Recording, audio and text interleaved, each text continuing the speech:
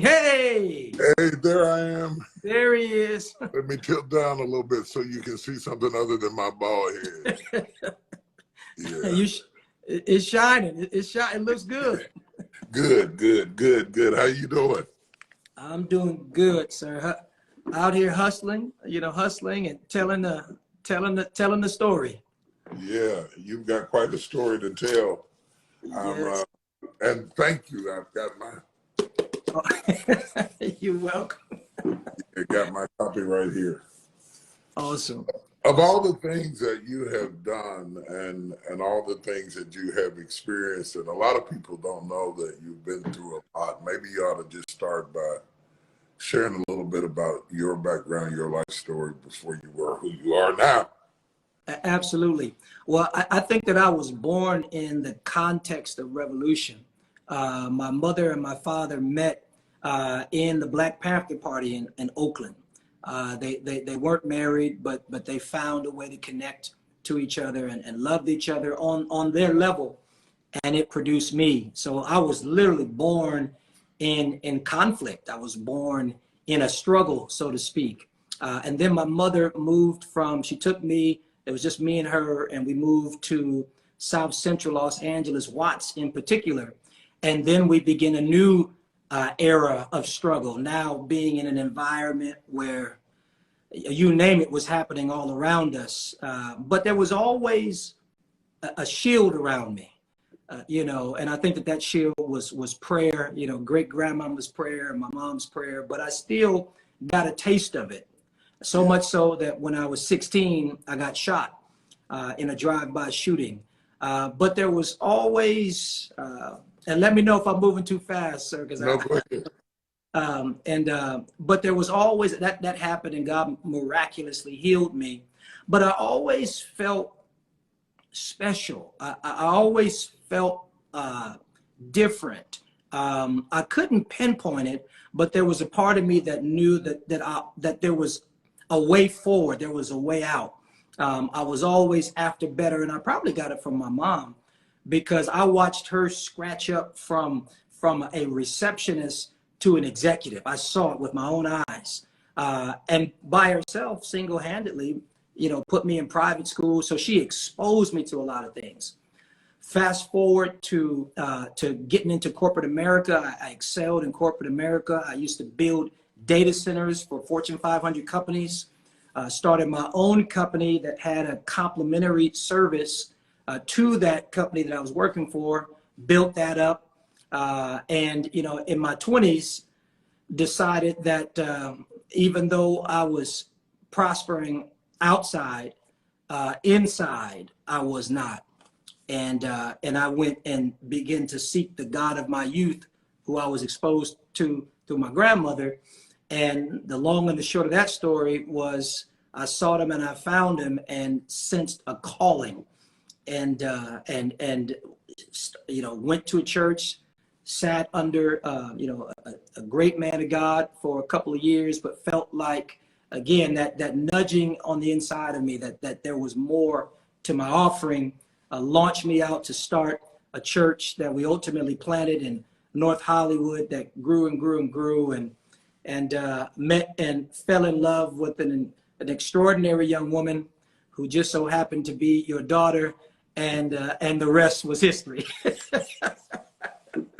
Well, there's a lot to that story, because pastoring in that Beverly Hills Hollywood environment is a very eclectic experience, and you have the unusual opportunity and or privilege to pastor a wide range of people, actors, directors, producers, executives, Orientals, African Americans, Caucasians, a lot of different ages and ranges of people.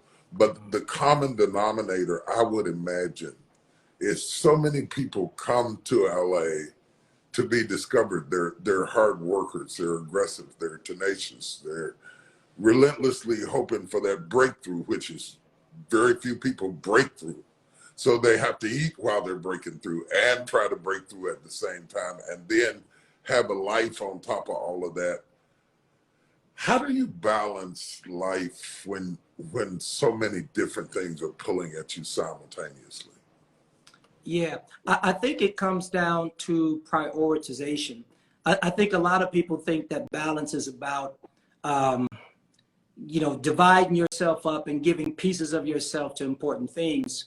But my approach to balance is different. I think that balance begins with prioritizing you. I think about that passage in Jeremiah 29:11 that we all love. It says, God says, for I know the plans I have for you, plans to prosper you and not to harm you, to give you a future and a hope.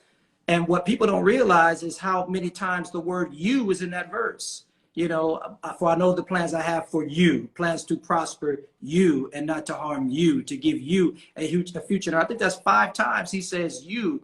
So God puts the emphasis not on what's outside of you, but he puts the emphasis on prospering you. And so I think that what I've come to discover is that if you focus on your insides, if you focus on getting you together first, I believe all other things, almost like the verse about the kingdom, all other things will be added. So I don't think that balance is about how I juggle everything. I think that balance is how I become whole within myself. And then I can give myself in a healthy way, in an impactful way, to all the things that I'm trying to accomplish. That's so counterintuitive to the way we think about things. We think about, I got to take care of the kids. I got to take care of the wife. I got to take care of the church. I got to take care of the business. I got to take care of the company. I got to take care. I gotta. And yet it is so true that if I goes out, then all of those things go lacking. What do you recommend for people who have those priorities, but really have not focused or been trained to? And I'm not asking for me, I'm asking for friends. A friend of mine wants to know. Have not been trained to prioritize themselves. And there's a certain amount of guilt that comes with that. There's a certain amount of feeling selfish that comes with that. How do you manage that dark side of prioritizing you? I'm motivated by the truth about an idea. And I think that the truth about that is that if I love my wife, if I love my children, if I love my staff, if I love my investors, if I love the company, the church, whatever I'm running, if I love them truly, I'm going to give my best self to them. And I think that there is a guilt, that there's this guilt that if I prioritize me, I think it's 2 things. One, the guilt. If I prioritize me, then somehow I'm going to be taking away from my child, my wife, my investors, my staff. And the reality of it is what is actually depriving them is the fact that I don't take care of me. Because when I take care of me, I'm a better husband. I am a more innovative and creative and patient leader. I am a more strategic thinker, for those who have invested in me in one way or another. And so it's a paradigm shift. Yes, it's counterintuitive, like you said. Yes, there's a part of me that feels like if I do me, I'm hurting them. But actually, when I don't do me, I'm hurting them. So you have to change, the way you look at it. It's hard. Like about every 6 weeks, I need about 2 or 3 days just to myself. And in order for me to do that, I got to tell the kids, we got 6. You got 6 grandkids. I got to tell them bye. I got to tell my wife, who I love spending time with, goodbye. But I say, and I used to kind of fuss a little bit when I left. But I said, trust me, the version of me that you are going to get when I walk back through those doors are going to be worth the sacrifice of 2 days that you gave me. And I deliver on that promise every time. I come back and I'm more peaceful, I'm more loving, I'm more balanced. I have more to give to my staff, and so I think it's a paradigm shift. We have to recognize. Hold up just a minute. Yep. In case you just logged on, I am talking to Pastor Touré Roberts, who is my son, my gifted son, who has done an amazing book on balance, positioning yourself to do all things well. It's an amazing book. It's a convicting book for those of us who are workaholics, but it is a book of clarity, and we get a chance not only to pick up the book, but to talk to the author about what was in his head, what happened in his own life, how he learned these truths, and how learning these truths will help in some ways to expedite you getting to the place in life that God wants you to be. For it's not by might nor by power, but by my spirit, saith the Lord. You don't necessarily need more elbow grease. Sometimes you need more balance. Wow. Wow. You know, I think that sometimes we who are believers have a tendency to think that we're going to do it through our own might. And I realize to him who much is given, much is required. But the battle is not ours, it belongs to God. And somehow when you talk about balance, I hear faith. Yes. Yes. I believe God to handle me and handle my responsibilities better than I can.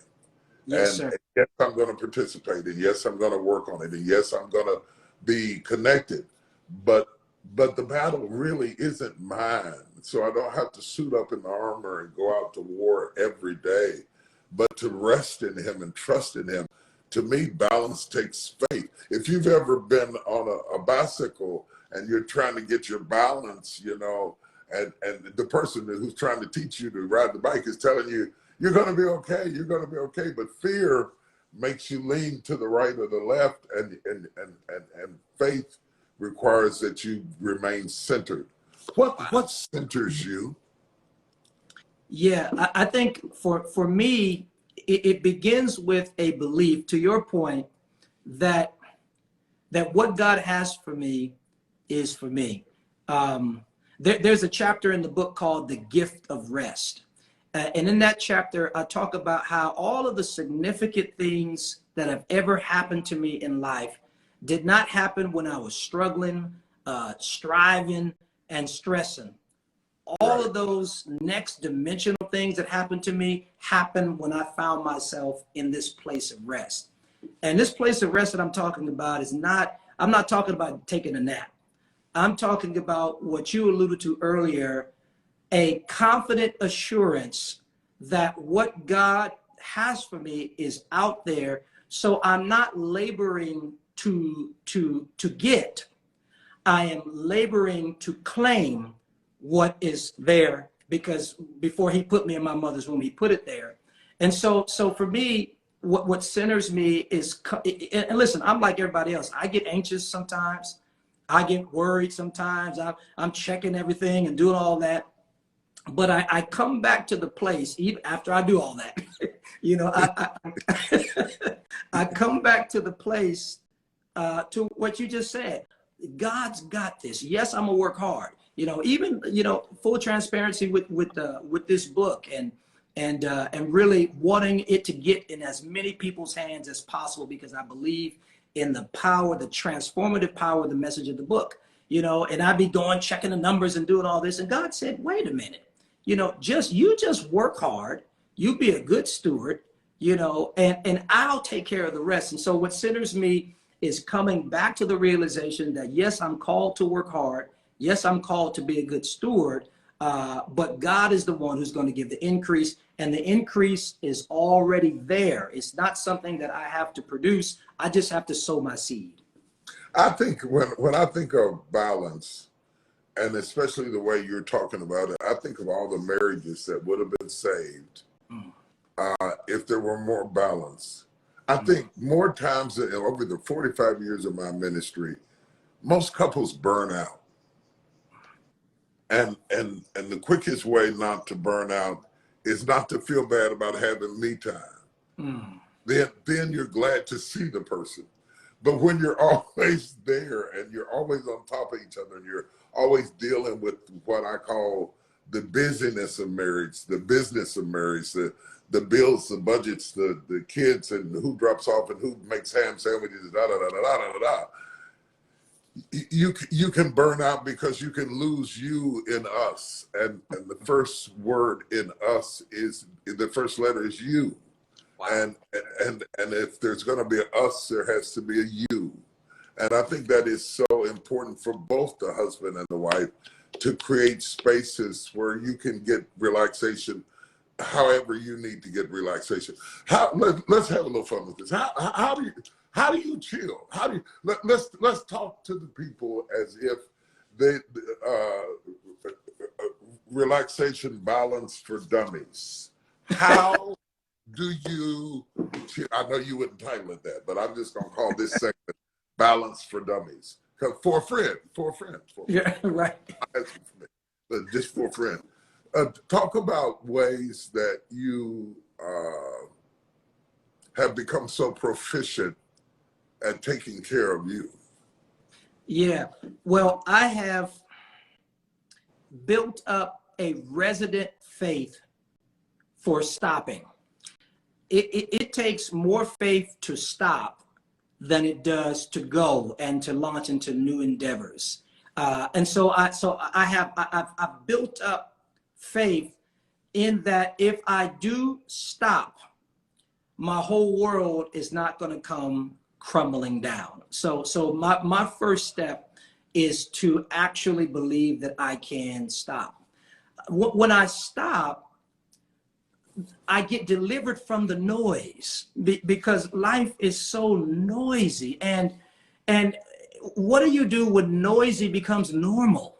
You know, and that's how it is. We're inundated with images and ideas and thoughts and the news and everything. And people are crying out for balance, which is to basically say, I am imbalanced. And most of it is because there's noise, and not all noise is bad. Some noise is good noise, like some family, in marriage, that's noisy too. So I stop, and when I stop and that noise begins to dissipate, I get to connect with Touré. What does Touré want to do? I like to go to the movies. Sometimes it can be as simple as going to the movies. I love motorcycle riding, getting out of my motorcycle, but I won't know what I need until I actually stop. And then my soul, my spirit will begin to say, hey, do this, drive over by the beach, meet a friend. But these are just some of the ways that I stop and begin to center myself. When you touch on meet a friend, it's funny. I think our friendships have suffered, especially amongst high achievers. Everybody's so busy running that we don't get to see each other or embrace each other or just to fellowship without an agenda, a meeting or anything like that. The notion of friendship, especially as you get older, becomes more and more difficult. And then you look around and they're gone. And you haven't spent that quality time with them that you need. Valuing yourself and valuing others is really, to me, some of the takeaways that I'm getting out of it. One of the things that blows my mind, you say the power of no, and there's a quote in here, balance is not better time management, but better boundary management.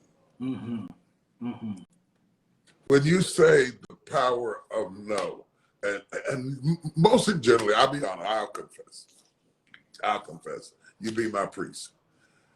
Most generally, by the time I say no, I'm annoyed. Okay. But you're talking about saying no is a powerful word, not an angry word. Yeah. It's because it protects your yes. Because really, your yes is expensive. When you say yes to something, it's expensive. Wait a minute. Oh, your yes is expensive. Y'all type that on the line. Your yes is expensive. I want you to get that. Your yes. It's so easy to say, but it's so hard to fulfill. Your yes is expensive, and you're saying no protects your yes. Talk to us about that. Absolutely. Because when you say yes, you're committing your energy, your time, your effort, and most importantly, your availability.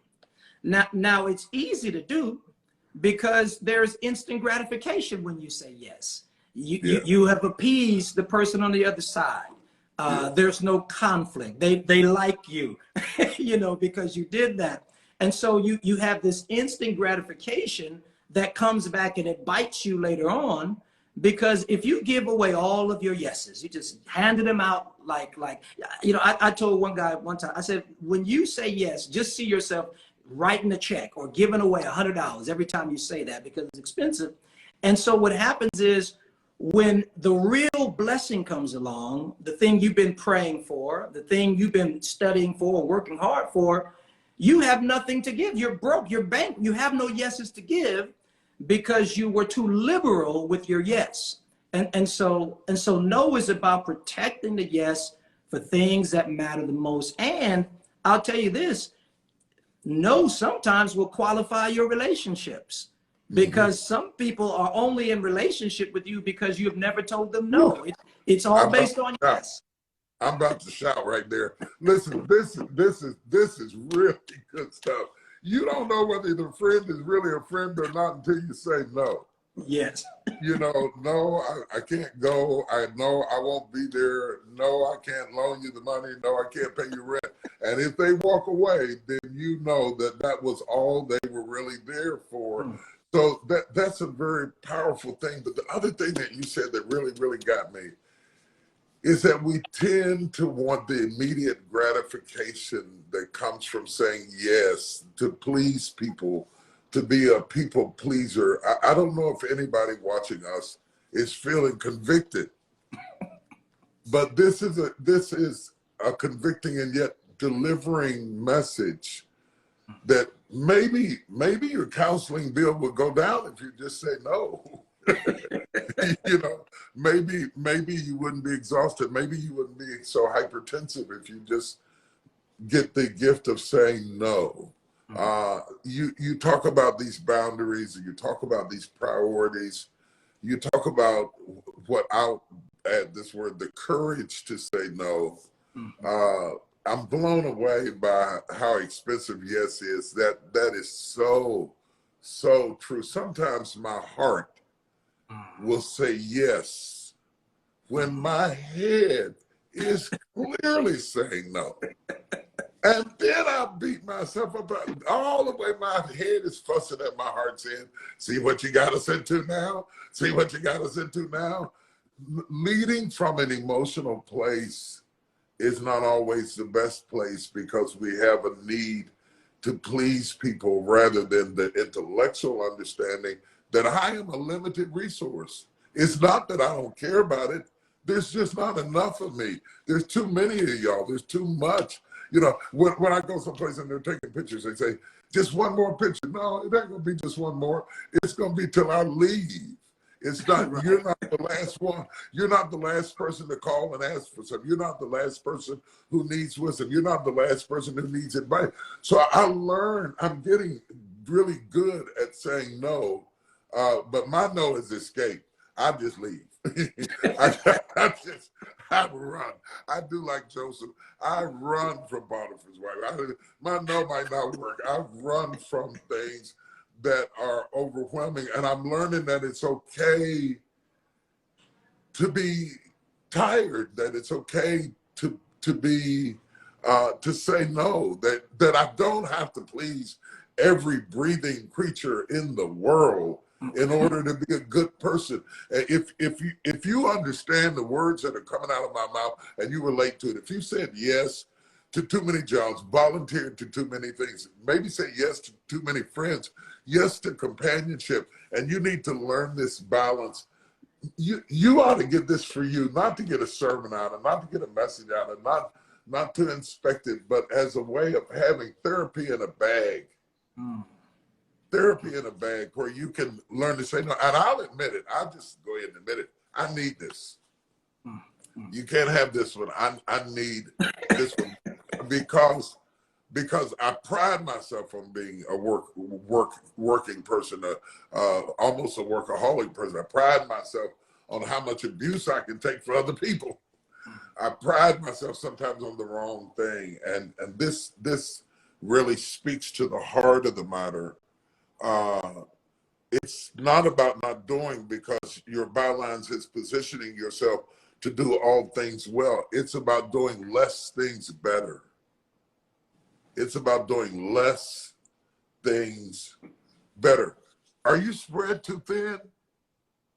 You don't even have time to read, do you? Are you spread too thin?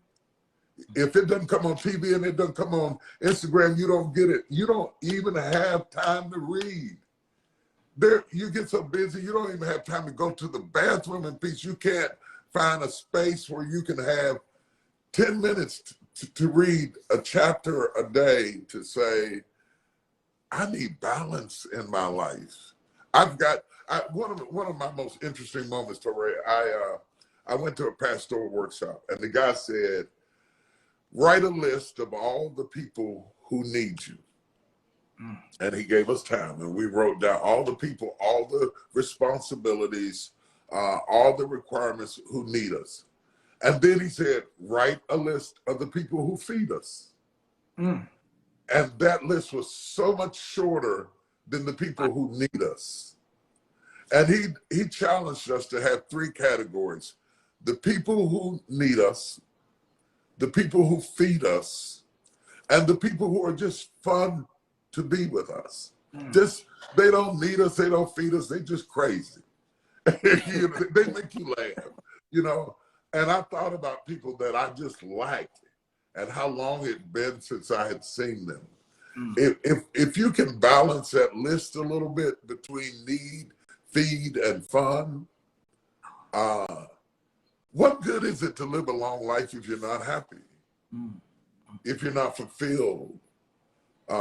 If you didn't make your mark in a definite place rather than scratches, a deep place.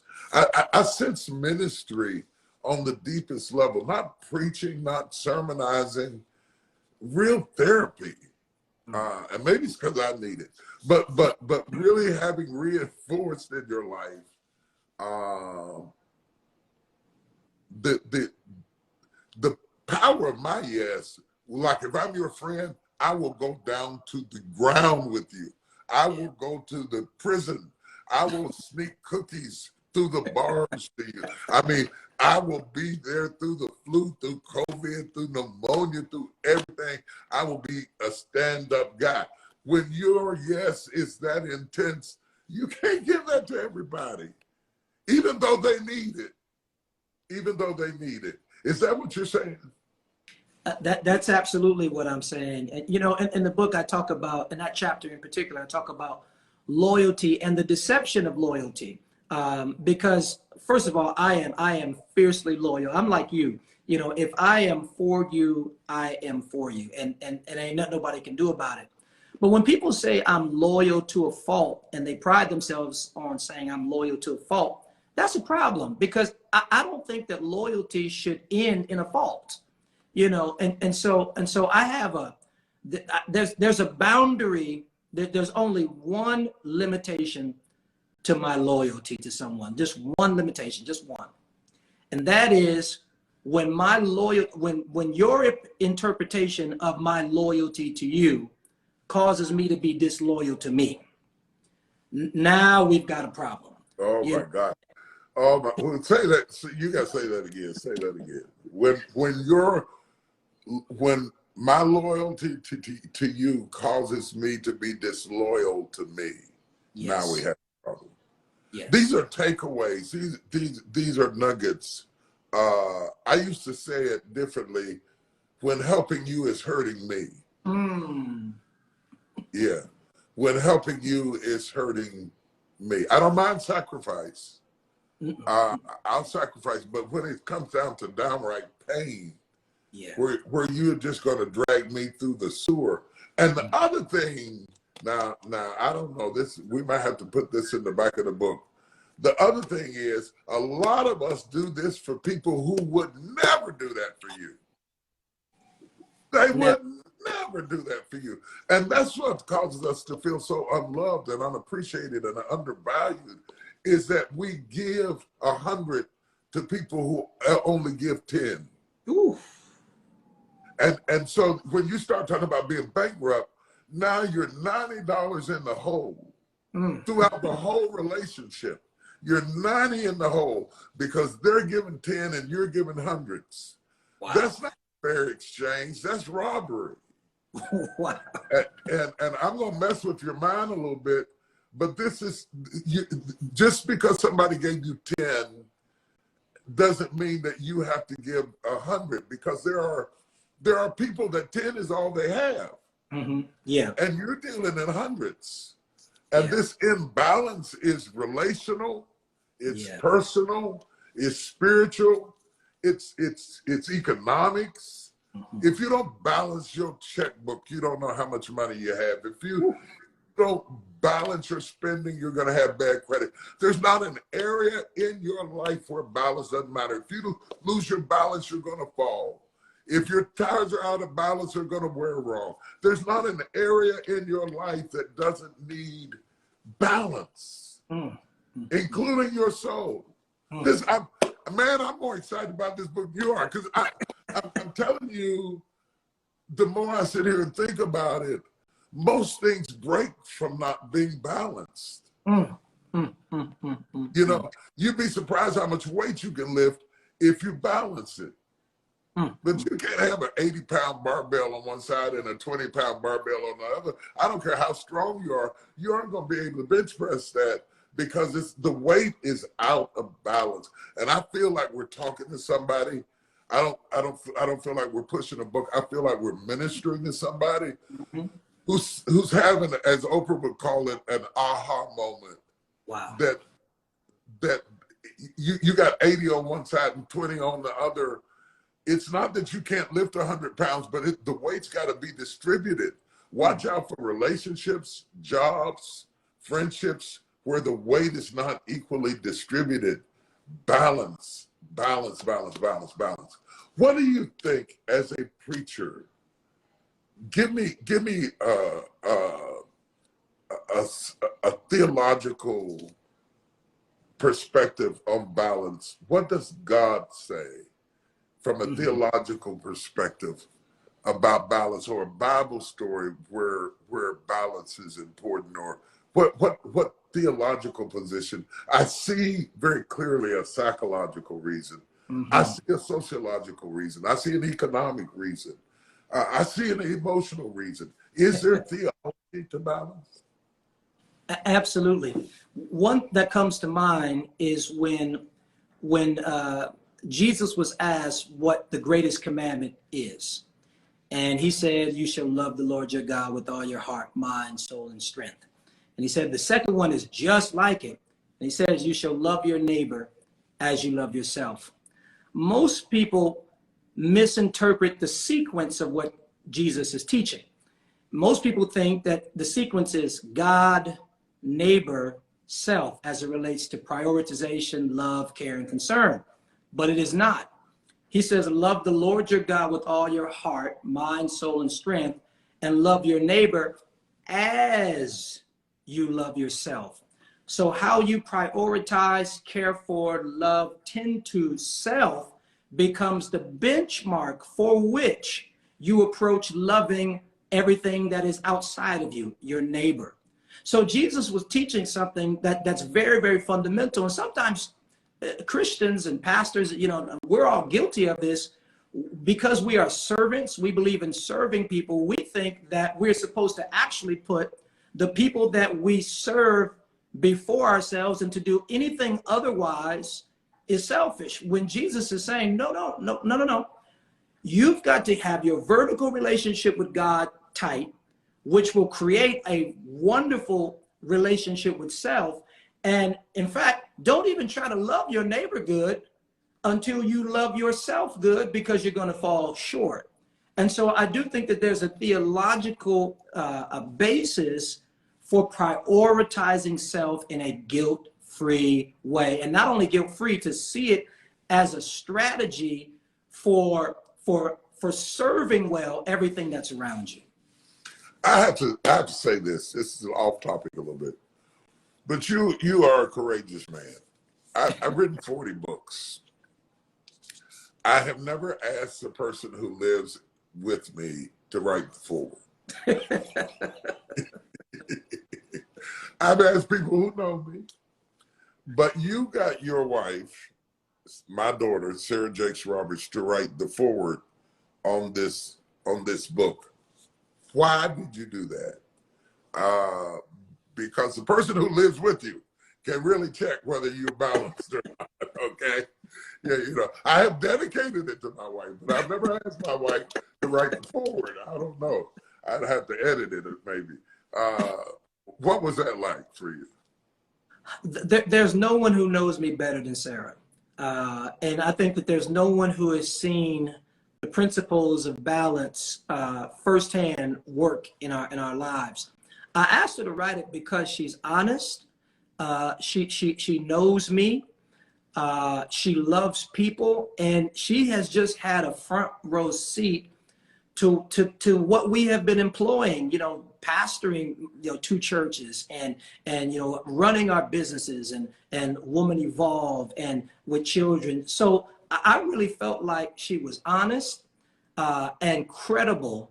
I just really felt like she can, as a wife who's watched me live this message, not just, this is not the next book, the next cool thing to talk about. She's watched firsthand me take these principles to heart and manage and balance so many things. I felt like she was a perfect person to write it. You've got a lot of, aside from Sarah, who is an amazing writer, a great thinker, and you're right, incredibly honest and straightforward. You've got Devon Franklin on here who has shaken Hollywood, done some amazing things in his life, in his career. I've worked with him on several films. I've seen his work ethic. You've got Bo St. John, who I dearly love. She's the chief marketing officer at Netflix, a great woman, a tremendous human being, but also a very busy woman with a lot of responsibilities. Chief marketing for Netflix is no easy job. You've got Common. You've got Common on here. Everybody knows Common is Oscar-winning, Grammy Award-winning. He's a rapper. He's an actor. These are not lazy people.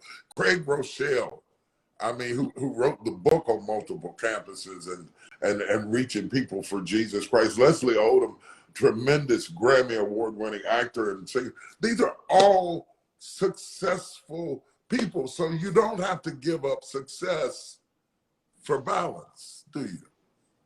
No, not at all. In fact, you can take your success to the next level. One of the things that I've noticed about some successful people is the reason why they are on the level of their success is because they are running from something, and I think that's great.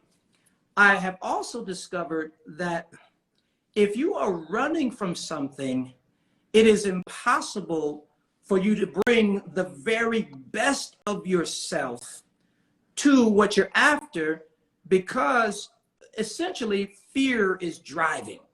And the only problem with fear, there's a wonderful debate about whether or not fear serves you or hinders you. And I think that there are valid points on both sides of the argument.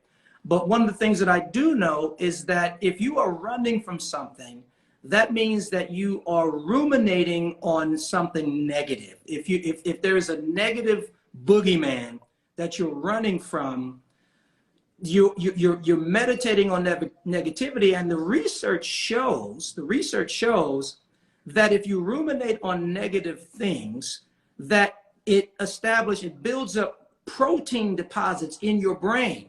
So you might be successful now, but later on, that protein deposit is one of the key contributors to early dementia. So it looks like success, but it might be a temporary success, where the alternative is, if I am not running from something, but I'm running to something, something that God has prepared for me, something that is out there, then I get to bring all of myself to it. And I'm not expending cognitive creativity on trying to keep something from happening. I can spend that cognitive creativity towards making things happen that have never been seen before. So even successful people have the opportunity, in my estimation, to be all the more successful if they can bring balance to their life. Oh, that's a great thing. That's a great. I could talk to you all day about this because nobody writes about this.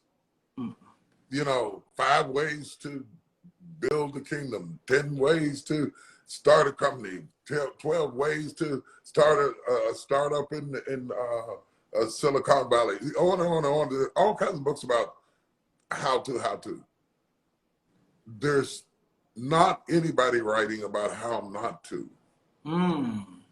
You know, yeah, you know how to just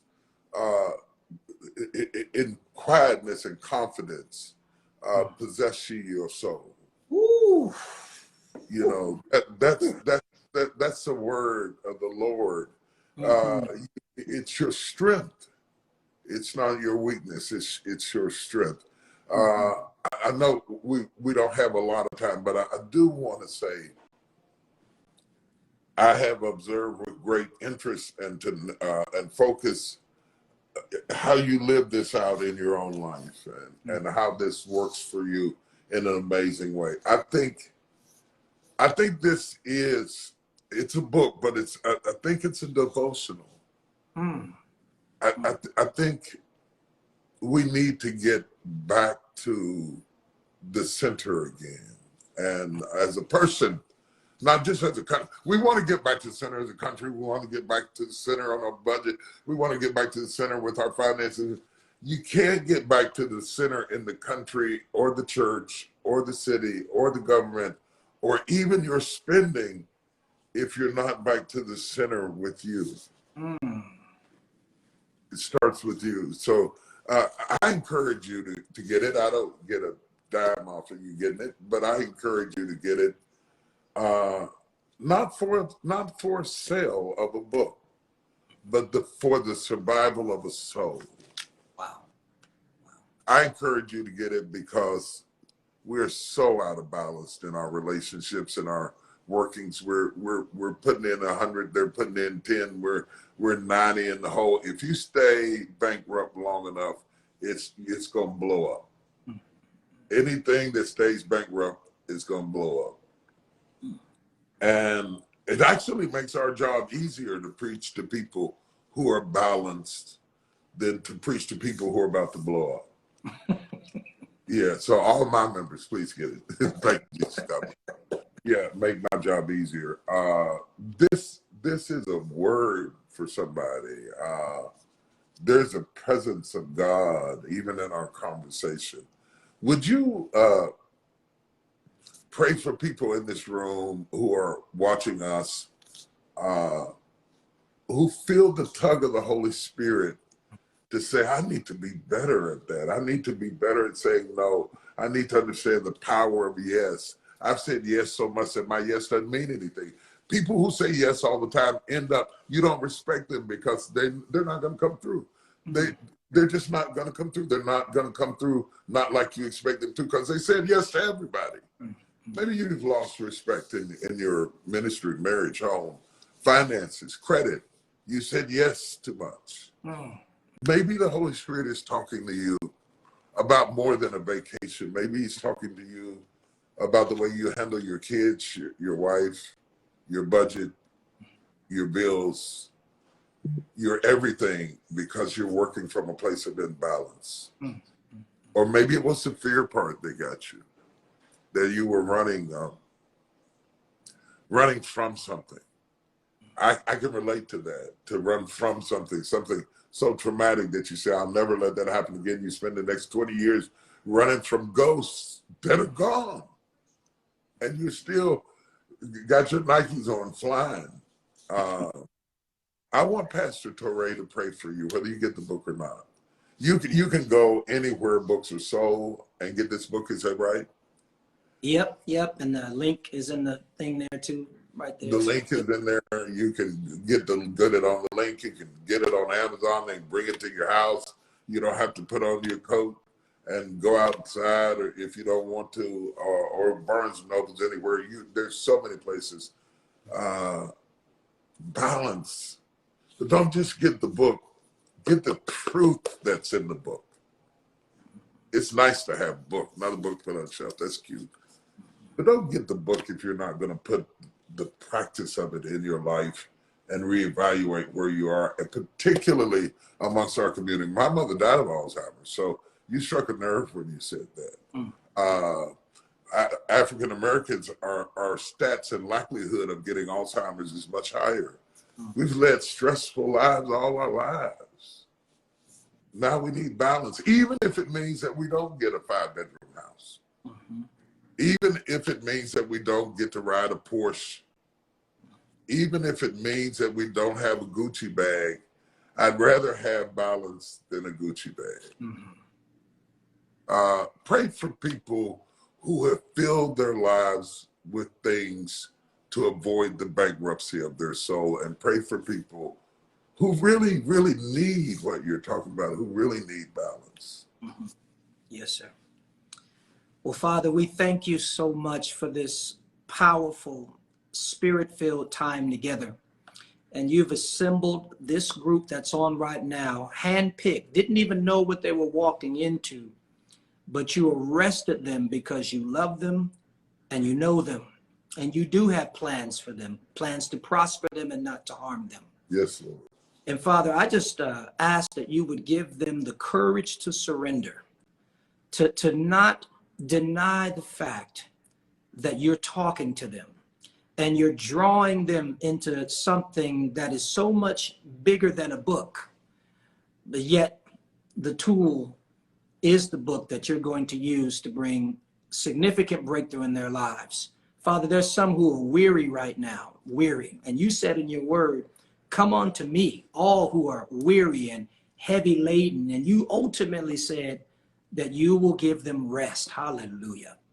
So I speak rest, God, over the hearts and the minds of all who are gathered here right now. A supernatural rest, a peace that passes all understanding. And I thank you, God, for their openness and their willingness to say yes to you, and that you would lead them into the path of balance, of rest, ultimately your presence at the end of the day. That's what balance is. It is learning to perfect your presence and allowing that presence to nourish the soul. So we thank you, God. Thank you for allowing us to hear this, to be exposed to this. And we thank you that from this day forward, because we're saying yes to your invitation to this rest, we will never be the same again. In Jesus' name, amen. Thank you for such a rich and touching and deeply. You should see the comments. I don't know if you're looking at them, but so many people needed this. Even people who didn't even know that they needed it. And thank you for writing this wonderful book, because the Instagram live is going to go away. I'm going to go away. You're going to go away. This book will still be here. Yeah. Putting it in print is something that we don't do enough, because print outlasts breath. Wow. So for all the hours and all the time and all the editing and all the rewrites and all the pressure and all the stuff that you've gone through to produce something that will outlive us both, thank you for teaching our children and our grandchildren that you can get up without going down. Wow. That you can overcome without collapsing. That you can do it when you balance. I pray the Lord bless all of you. I pray you've been as touched as we've been. I pray you go out and get the book. I pray that you put in practice the thing. Look, you know what we ought to do? We ought to start having book clubs. Don't y'all think that'd be neat? We ought to start having book clubs so that as you read, you can talk.